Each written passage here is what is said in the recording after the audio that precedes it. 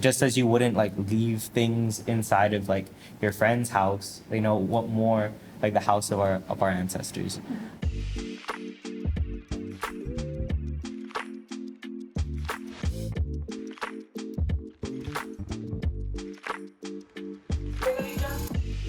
Okay. All right. And then.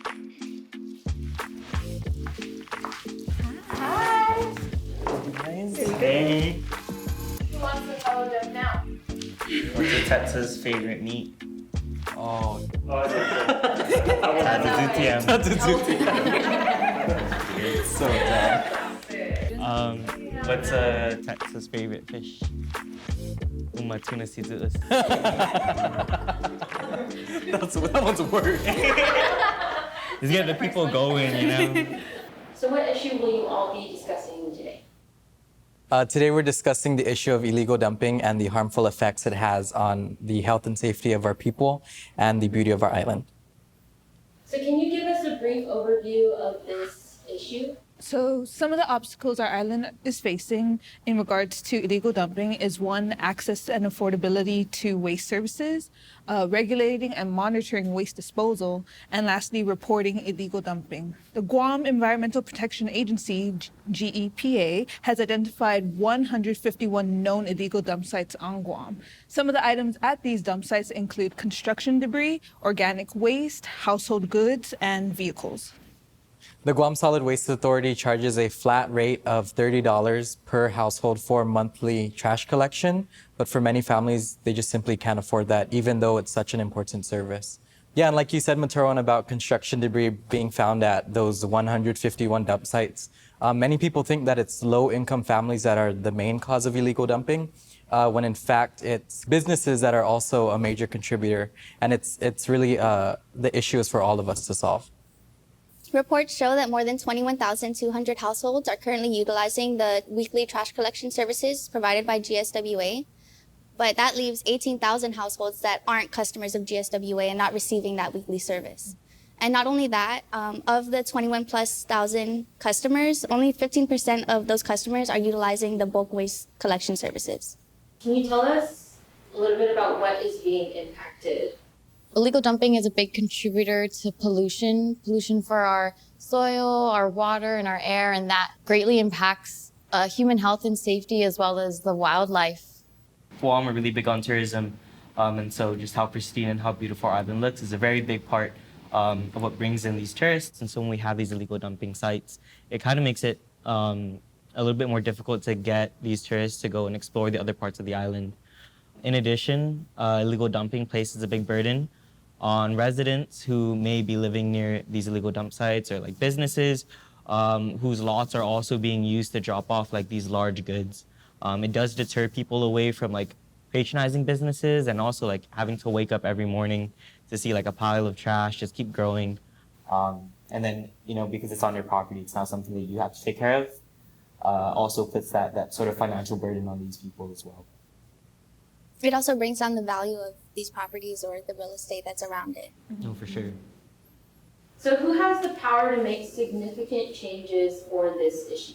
Yeah, the legislature as a lawmaking body, right, has the authority to pass bills to implement, let's say, programs that can help alleviate the issue, or also appropriate funds to agencies or even organizations to help alleviate the issue.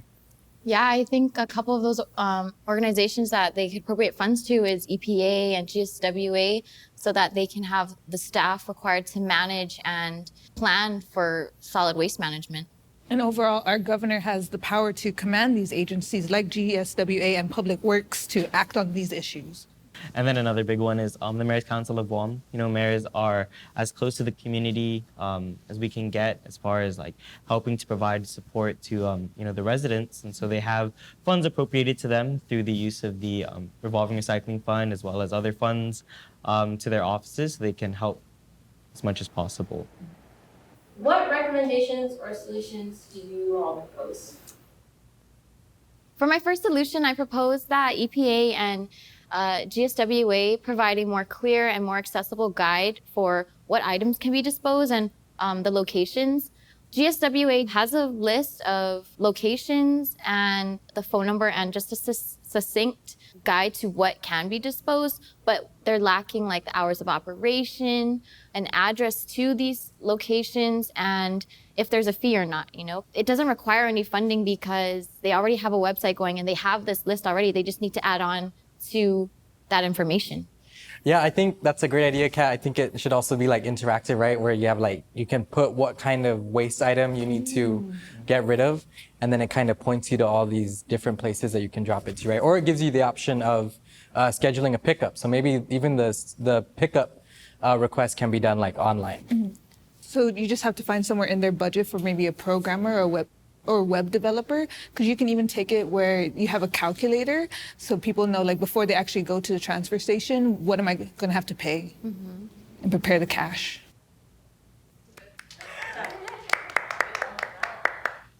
When looking at the amount of people that utilize bulk waste pickups, one of the big things is just like how like large the population of people that don't use it are. And I feel like a really big idea or a big contributing factor to that is the fact that they just don't know where.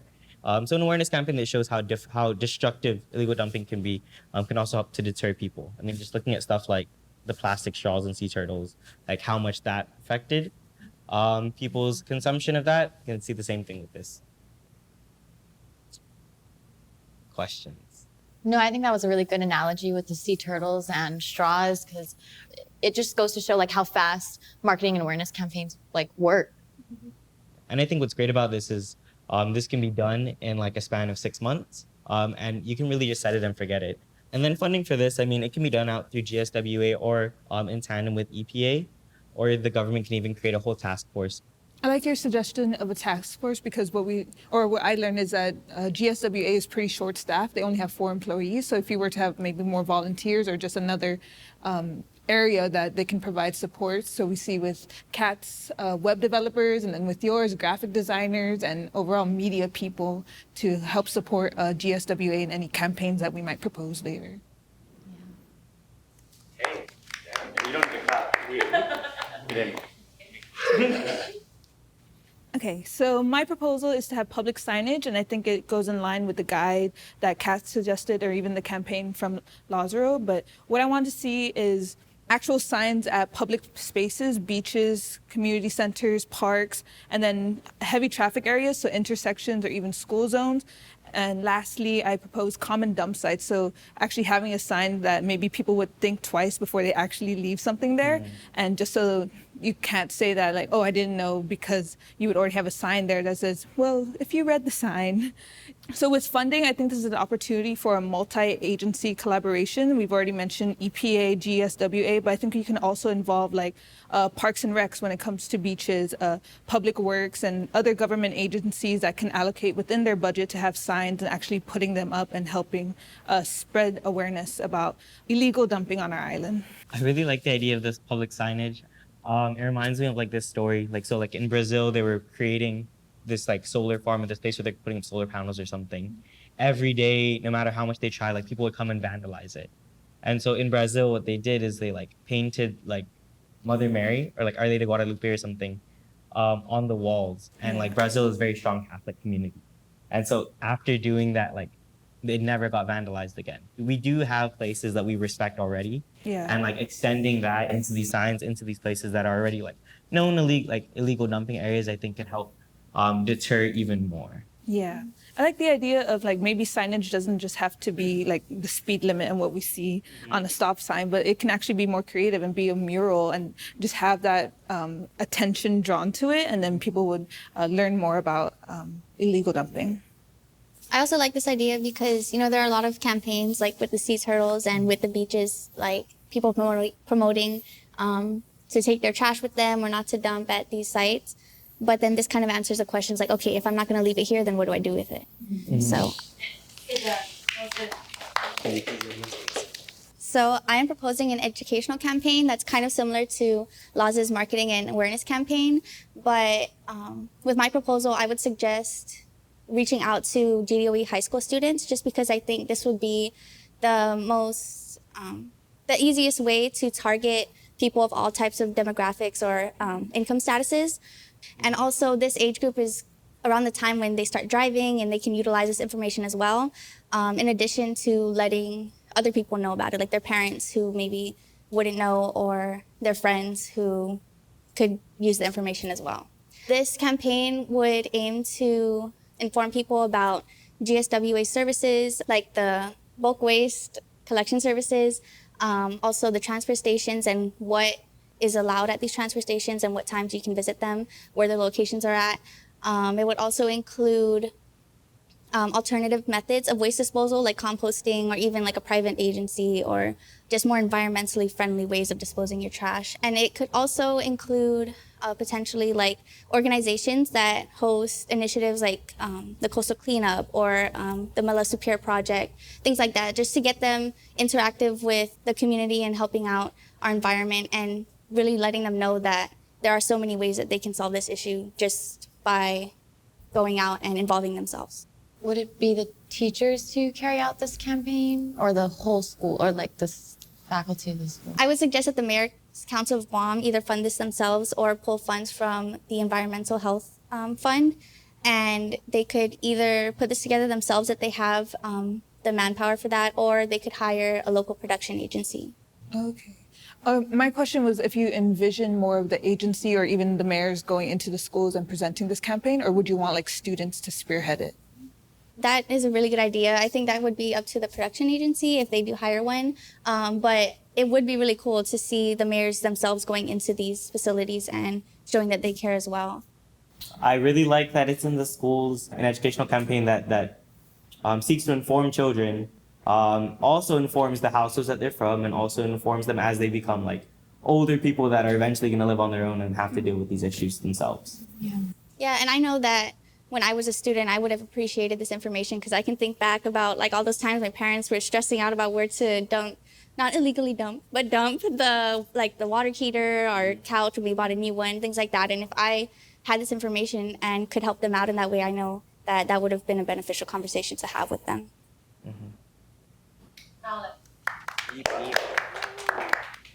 Yeah, so along with, I think everyone's ideas about trying to keep trash or illegal dump sites from becoming an issue in the first place, right? To keep things from getting into these sites in the first place.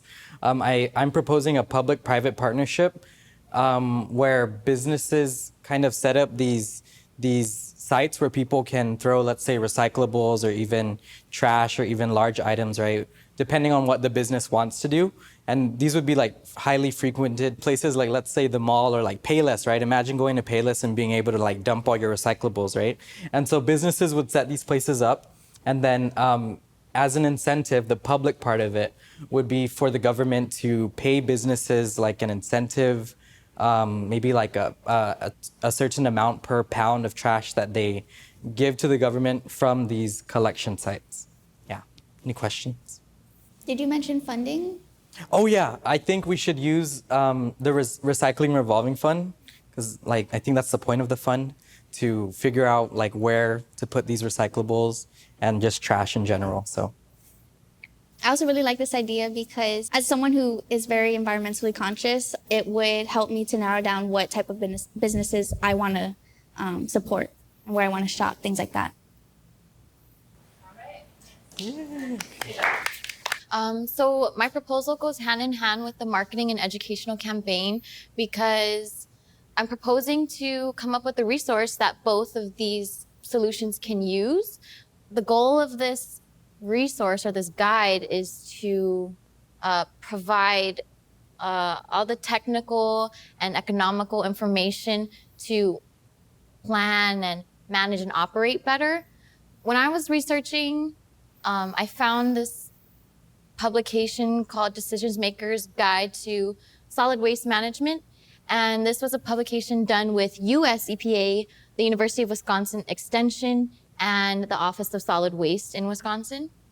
The guide from Wisconsin was funded by US EPA grant. So they have a grant called Brownfields Multipurpose Grant. And the applicants are required to inspect a site, clean up the site, and then they can even come up with a resource. And I think this would be a good model for Guam because I don't think we have a guide for solid waste management compiling like the locations and the items to be disposed, recycling, composting, and all kinds of waste. We would tailor this publication to Guam's environment, Guam's needs, and I think the right people to be involved in creating this would be the people that manage our waste and professors that know the environmental impacts. How would you suggest these agencies distribute the publication to the community?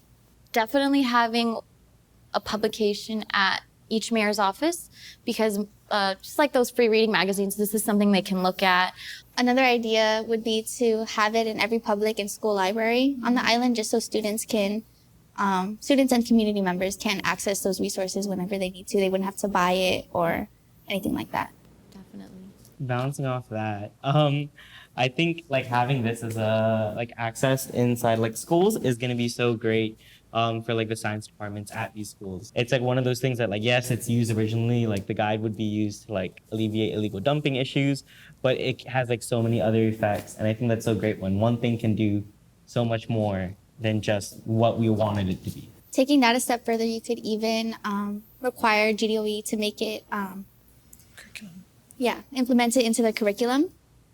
Yeah, it's a long-term solution, but also with place-based knowledge. Yeah, I think it's a great resource, like not just for the community, but for, let's say, people who are studying sciences, right, and may think of waste management as like an issue that they want to tackle, that they want to work on, that they want to make a career potentially. Also, in terms of distribution, right, we said schools, we said mayor's offices, outreach, and then also, of course, social media and the other website you're creating. Just add it onto that website, yeah. I think having a physical resource can also show how big of an impact all of us play in illegal dumping, or just like in ways we don't even know, and even appreciating the people who do handle solid waste management, handle our trash.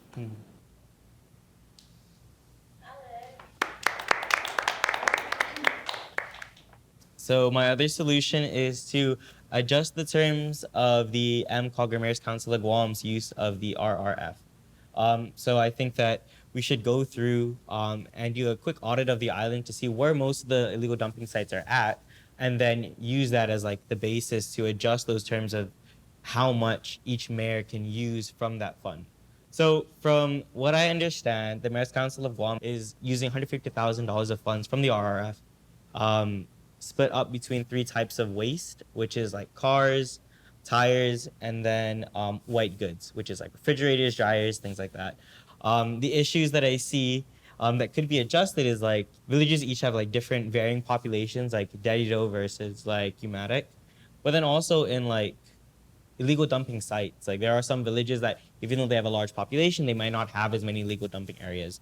In addition to like the caps on the funds, I think you should also give mayors more flexibility into where those funds are used. Some might have more like car heavy like dump sites, or some might have more white good heavy dump sites. So having that separation not there anymore allows them to utilize as much as they need for whatever area they need it to go to. When I look at illegal dumping, I also think that a big issue is that there are people that might not be able to afford either the entire membership into GSWA or subscription to GSWA. I think that money from the RRF could also be appropriated by the mayor to take on the cost of at least starting off with like purchasing the trash cans for these members of the community that need that help the most. Another thing to mention would be that this wouldn't just help people that aren't able to pay for the weekly services, but the bulk collection services are only available to those who are current customers and have good standing with GSWA. So maybe people who have had missed payments or just anything that would not permit them to use this service, it would be helping them as well. I agree. I think like if the mayor already has money set aside for that and you know that, then the mayor becomes a person that's accessible and you're able to like talk with them and work on that solution without having to go around anyone's back. Did you mention that one village would receive more than the other just based on the audit that you suggested? Yeah, and we can look at a number of things, like first audit like the space itself, like how much legal dumping sites there are, but then also using like looking at how many paying customers to GSWA are in that village versus the actual population of the village, you can identify how many people are not on the program per village, and then also including that in like the overall analysis. And then also we can look at like past spending. So like with each year, they have to send a report of how much money were spent using this fund. So like if you have villages that historically don't hit the limit, then you can just put their limit down and then give that limit to someone else, give like the leftover, the surplus. It kind of just feels like this was just set and never looked at again. Like they didn't revisit it to see how they can improve it or how they can adjust it to fit the island's needs. I think a big reason why maybe that is the case is like for the mayors, this isn't like their most pressing issue. And so like, you know, having more funds available also for the mayors and like could also open up more jobs within the mayor's office, like dedicated directly towards like this issue. Department of So I propose having cleanups in order to have a business license renewal and business license application. So pretty much I'm looking at GSWA in collaboration with GRTA or Revenue Tax, and pretty much revamping how businesses apply for or renew their business license every year. And what I'm looking at is that having GSWA organize these cleanups saying, oh, this is one of the sites you can visit. Like maybe a hotel will have to clean a beach that's near their area. Like they're not the perpetrators of illegal dumping, but if they could help assist it with the problem, then they'll be more aware of how they're contributing to our island's beauty. So, yeah. I think one issue that I see is I feel like a lot of those private businesses, especially like the ones in Tumon, don't utilize GSWA services for pickup. A lot of them use like rubbish men. So like how can we leverage them to like still help out with this, because it is like an issue that does affect them. Yeah. I think the leverage is that if they want to renew their business license and be, business license. I was like, Like a lot of business if they don't want to do it. No, but I understand that question, because a lot of the businesses will be like, oh, we pray for private. Why do we have to give back to the government and help the community overall? And I think that's just in the way that we think of the value of reciprocity, that we're all contributing to this problem. So we all need to help it and just help our island. How would this be like regulated? With after the cleanup, they bring the trash to, or like separate from like plastic and bottles and then give that to Revenue Tax, or? Oh, so what I was thinking was that GSWA is not only organizing the sites, but then also the equipment that the business would need when they go to the site and try to clean up whatever trash is there. And then once they complete the cleanup itself, they would receive a certificate. So that certificate, they bring it to Revenue Tax in order for their business license to be renewed or for a new application. I love that idea. I think it's creative. I think there's just an issue in terms of asking businesses to like jump through yet another hoop in order to get their business license, right? Yeah, I think there just might be some issue with businesses that will say we already pay the government in like gross receipts tax or business privilege tax. Why are we needing to get out there and get our hands dirty to solve a problem that we're already kind of paying the government to solve, right? Because that's the thing with taxes. You're paying into a fund that contributes to the greater good. So that's an issue I see there. Yeah, I understand that response, because then I was pretty much thinking like the businesses would respond with that. Like, we don't want to get our hands dirty. Can't we just pay the fee that will go clean up the site itself? And then I actually wanted physical action to take place for them to go see the sites. And then that is a media opportunity for them if they would like to have marketing where we're actually promoting the business, that you're taking the initiative to go into the community and help with the illegal dumping. I like the fact that you're allowing businesses the opportunities to like engage with the community in that way.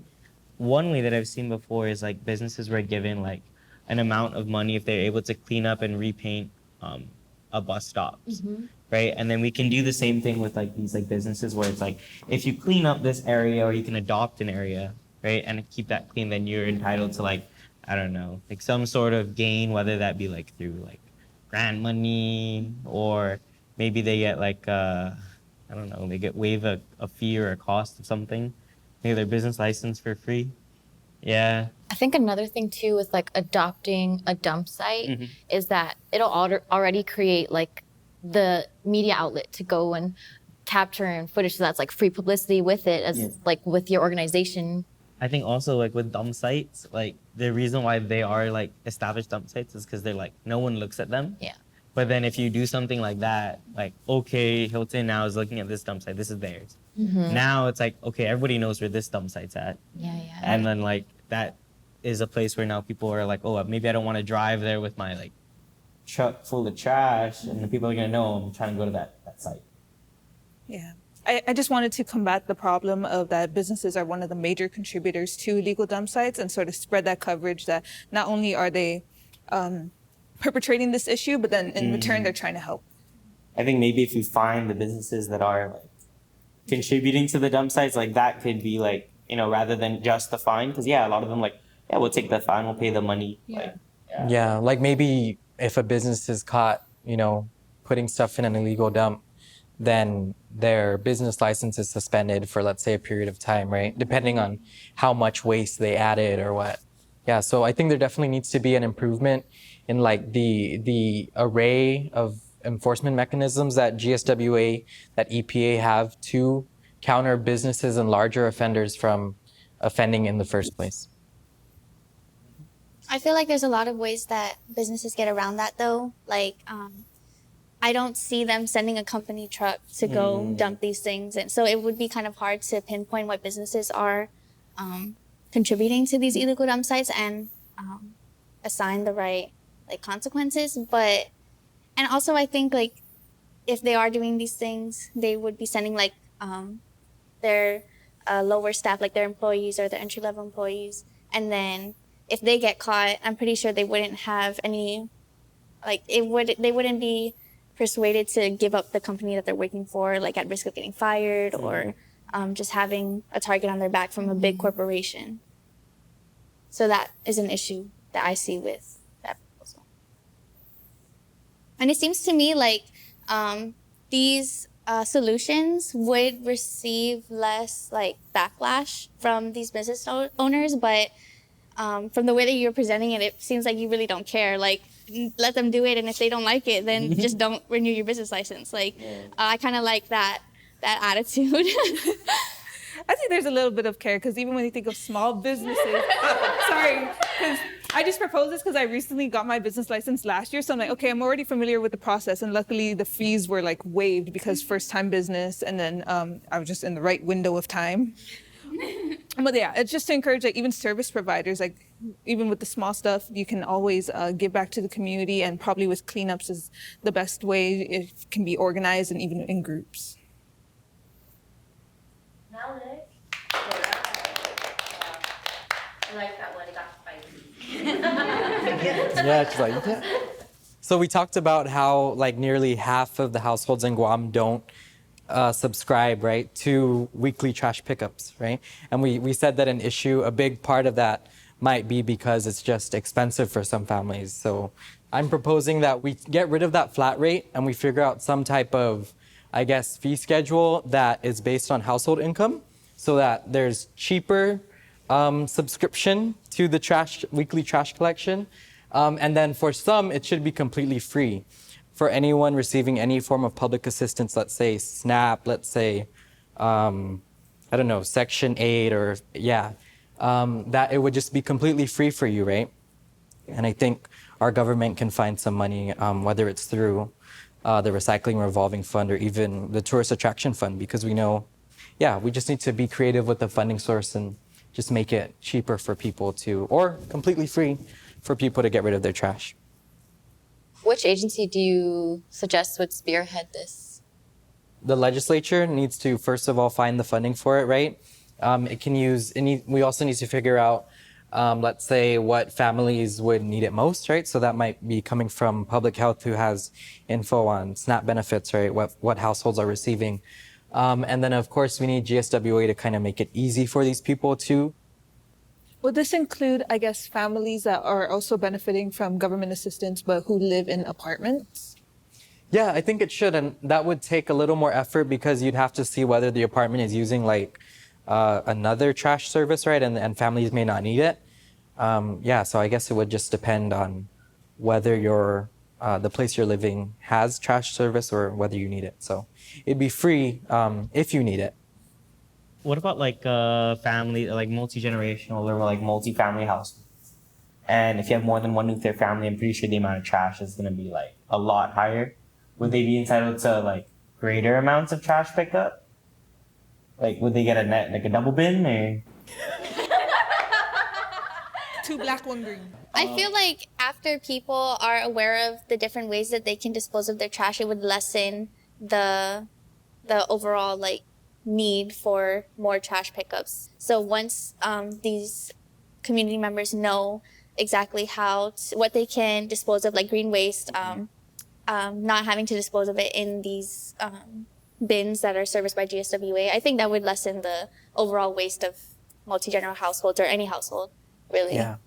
Yeah, so as far as I know, if you're a subscriber, right, you get, you pay for the trash part, but then you get like a free recycling bin. But right, if people know what to recycle, then they put that stuff in the recycling bin, and then there's less stuff that goes into the trash bin. So then hopefully you wouldn't need a double bin, right? Double bin. Yeah, but I don't know. I guess it needs to be worked on by GSWA to figure out those like specific need cases. Yeah. Yeah. One thing just to mention also with what I was saying earlier is that somewhere around 40% of household waste is green waste. So if information like that were to be put into the other solutions that we proposed, I think it would solve the overall bigger issue of just knowing where to put your stuff. Yeah, like maybe you get a compost bin for an extra $5 a month. Oh, that would be amazing. Make it a rotary when you can switch. Yeah, the one that you, Oh, that's a finance. yeah, see, that's cheap. $5 a month for that. Yeah. Dude, I'll pay for 5 of those. Good, good. Okay. Where do I go? Oh, I sit back there. So my proposal would go hand in hand with the cheaper or free trash pickup. It would include free, and I hyphenate free because in addition to these rates that reflect household income, it would add on a tax that would go to the funding of free bulk waste collection services. I would think that these services would be available anywhere from like once a month to once every 3 months, just to alleviate people's worries or their issues with things like white waste, the washers, the refrigerators, or even just like couches, like we were mentioning earlier. This would be included already, like in the fee to reflect the household income. Like you wouldn't create the rate reflecting the household income and then add this tax on top of it, because that would just like it defeat the purpose of that solution. I'm so sorry. I mean, I don't know if you said it, but where would they drop where would they deliver the bulk waste, or is it like a pickup? It would be a pickup. So basically it would fall in line with the 2 free bulk waste collection services that GSWA customers are permitted to each year, but these would be free and they would happen more frequently.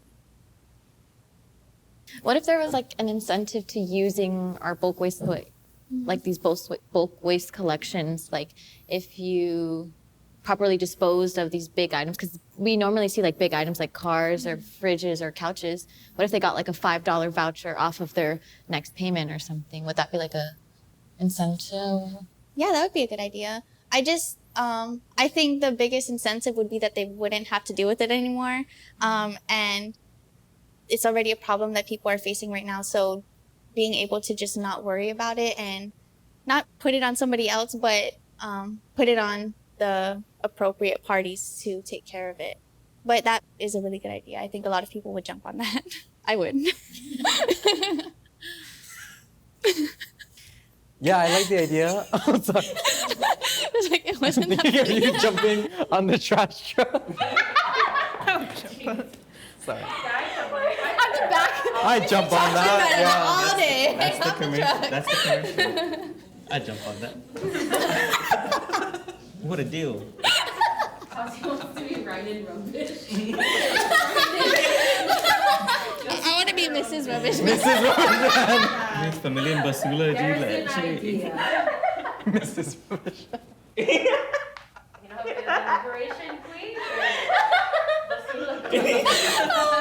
On top of the collection. We're holding on to that sidebar, hanging off. Oh man. All right, so what was your comment? No, that was it. That was it. No. What's your comment? Mrs. Rubbish Man. So I'm looking at a bulk waste drop-off event, super similar to the rest. But what I'm envisioning for these bulk waste drop-off events is to have like how we have coastal cleanup. Can have like different days for different parts of the year for different types of waste. So like having it at the mayor's office, like in a designated area, could allow it to just be there at least in one place. So that way when GSWA has the time or they have volunteers, then they can move it effectively. I mean, we see how many people come out for the coastal cleanup. Like imagine if we had like a mattress drop or a like washing machine drop off. Like you would have people do that. And it would also be going out into the village to find the landfills and picking those specific things. So it's like we're not going to tackle the entire like illegal dumping area in one go, but we'll take the fridges on this day. However they fund coastal cleanup, I'm pretty sure that this would be a really great thing too. And like you can use the RF to fund this as well, at least for like the processing of these things, right? And if they drop it off during this bulk waste event, I think this also encourages people from not dumping throughout the year. Because it's like, oh, I know that February I can drop my oven. So dale, it's like December, I'll wait. Imagine it's March, you have to get a new oven. You're like, whole year. But at least you're waiting because, you know, like if I drop it off on this day, it's going to be free. Yeah. If we're shooting for the stars, you know, what I can see is if you drop off your bulk waste, you get gift card to Home Depot. So it's like you drop off your oven, you get gift card, and then you can use that to buy a new oven, right? That way it encourages. Those vouchers over here. Yeah, it's like partnership, or then even like you can go out and like maybe if you bring more than one in, you get the voucher. So like, yeah, you know, you bring in your own stuff, but then like, oh, you like pick up all your family stuff. Wow. Or like you go out into the landfill yourself, or the illegal dumping yourself and pick up the stuff. You and got bring it back. time. You know, you have some people that their whole monthly income is just gonna be off of like. And that's fine, right? Yeah. okay. Watch, I swear the Sakiers, they're not gonna Saki people's things anymore. They're just gonna Saki this kind of stuff. They come and take perfectly fine fridge. No, that's so bad. No, We're they going to take like the broken schools. Rob the schools. No. Yeah, so yeah. They like take your junk car out of your yard. Like, It still works. That car is still good. Nah, it's crap. Incentivized waste stacking. It's a vigilante. All right, any comments on this one? Sorry. oh, everyone. $1 million idea. Would there be any limits to how many items you can bring in? I think it would be safe to have no limit for the first one, but then also going into that mindset like, yo, we're gonna be up the wazoo in these things. But then like that's like understandable. Like it's understandable. Like the first year is gonna be a lot, second year maybe a little less, until like we get to a point where we've already cleared like our like illegal dumping areas, or everyone's already gotten rid of their excess. That now these like bulk waste drop-off events are just the stuff that you have that you're waiting to get rid of until you get a new one, right? So having it definitely the first day, like the first event or the first year of events, because it would be like different stuff at different times of the year. It would be like, hey mayors, make sure you have like an acre ready, like just put it in the baseball field, and then we'll take it when we take it, something like that. The baseball community's already mad at us. I think it's also important to involve those private companies that do these special items, like specialty items, like the fridges and like batteries and like liquid contaminants. Mm-hmm. I mean, like what we can also do from this, I don't know how viable or like how like valuable the items are, but like I feel like if you have a bulk waste drop-off event, like you drop off like fridges, for example, or like old cars, you can invite community members to strip it for whatever they need. Like Regulate that.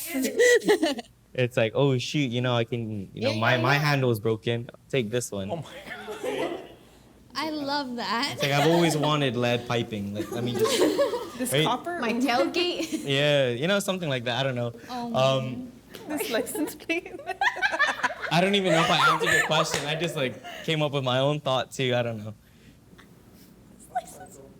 Upcycle. Yeah. That's actually smart though, because then if you, right, if they know what kind of items are being collected on certain days, then people know what's going to be available. So it does encourage a more communal approach to reducing and reusing. And there are also like communities of people that know how to fix those things. Yeah. Yeah. I like that. Right. But yeah, pretty much trash for treasure is just an exchange. You bring your trash, bulk waste, or even recycling, and then you receive vouchers. So as we were talking about before, it would be great to work with businesses or even gas companies to be like, hey, can we solicit some vouchers just so we can give these gift cards or gift certificates to people who are going out of their way to deliver their bulk waste or recycling. I think that gas voucher is a really good one, especially because they're going out of their way to make it to these, and some people don't. And like if someone lives so far from a transfer station, I think that would be a good incentive for that. Like I know recently, Foodies gave out $25 gift certificates to anyone that was getting like the rapid tests at like certain schools, right? So something like that, like work with those companies that, you know, as a good way to like also recognize, like for the businesses to recognize that like you're doing a good thing, want to reward you for that, and it encourages people to get in on this too. Yeah. Yeah. The incentive for companies is that when they donate these things, it's a tax credit. Yeah.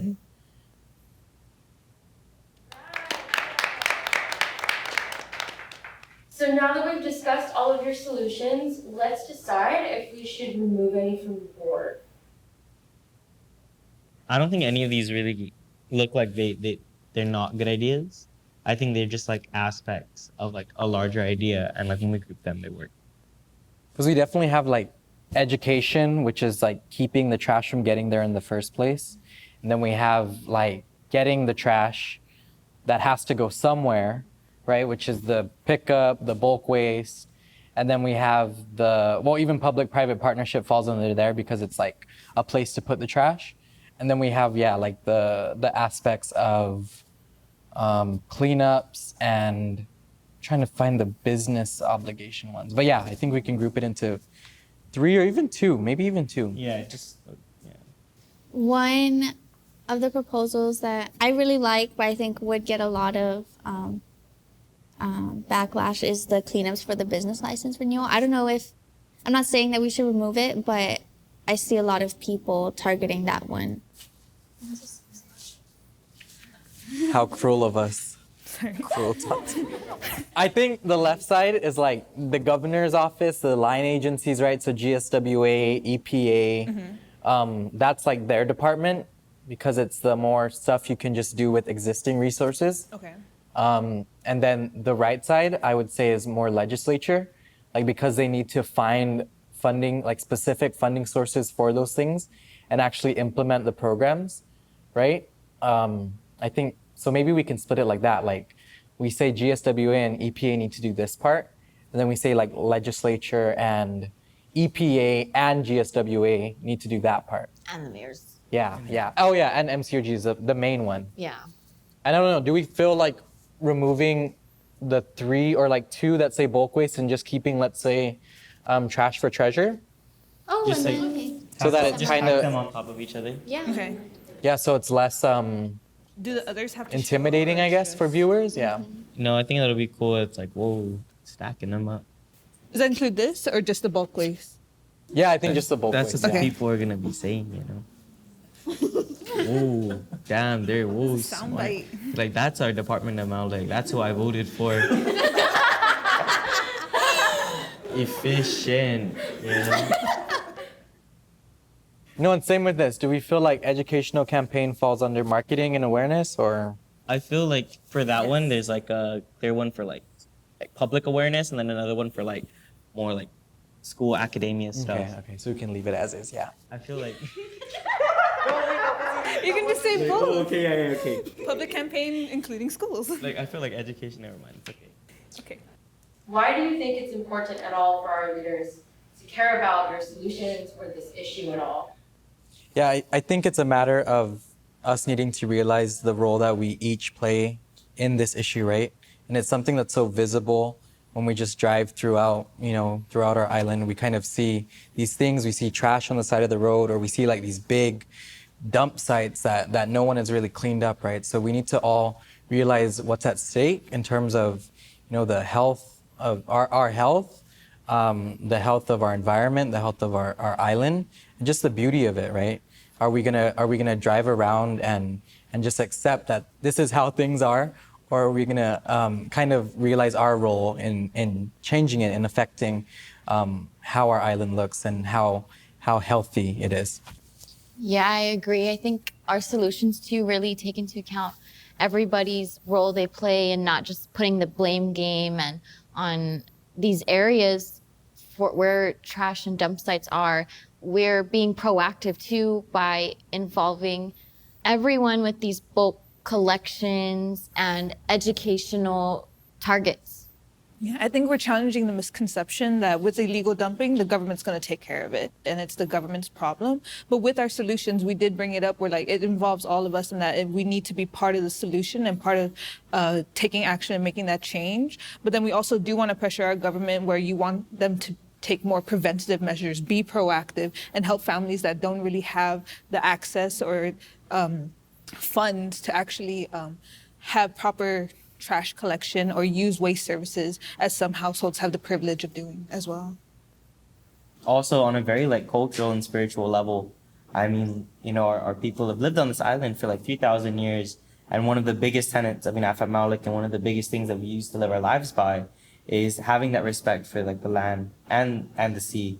And when we look at that respect, it really comes from the idea and the belief that like our ancestors inhabit these places.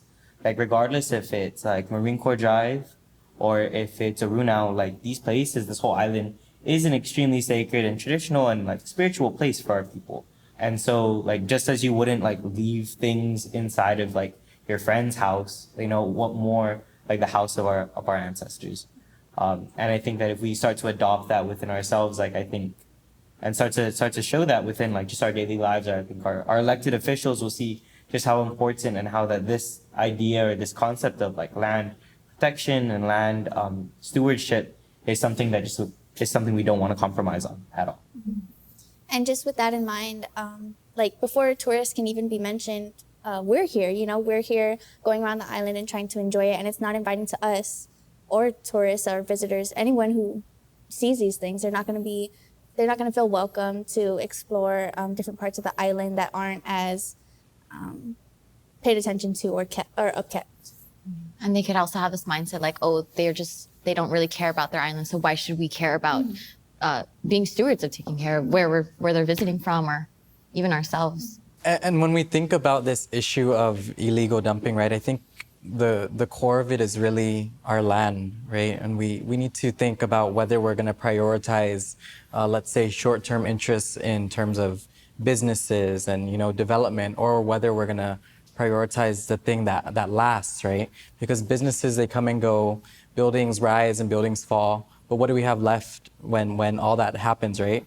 We have our land, and it needs to be us to be the stewards of that, because no one else really is going to take care of it, right? Businesses are here for profits, maybe tourists are here to enjoy things, but who is taking care of this land? Who is taking the steps to ensure that it remains pristine, it remains usable, it remains, I guess, something that nurtures our people in the same way that we nurture it, right? That was really good. You hit me with the buildings rise and I buildings know. fall. I wanted the song. Where did that come from? Oh, did I do that? I literally envisioned. Oh, we should have.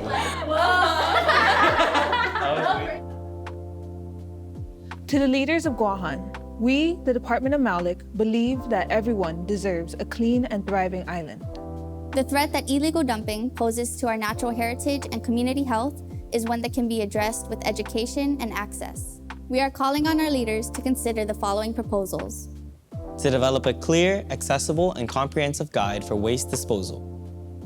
To share this guide through an island-wide, culture-centered education campaign about being good stewards of our land. To increase culture-centered public signage near dump sites. To make trash pickup more affordable and assessed on a sliding scale adjusted for low-income households. To provide incentives and vouchers for individuals properly disposing waste at collection sites. True inafa'maolek reminds us that our land is our ancestor and deserves to be cared for and protected as our relative. We ask that you honor this responsibility. Hi, I'm Frescania and I'm the editor of Department of Maolek. Thank you so much for watching our show. Our next episode will be our last episode for this season, so make sure you subscribe and hit the bell so that you don't miss it. Who is your favorite cast member? Put their name and maybe an explanation why down in the comments.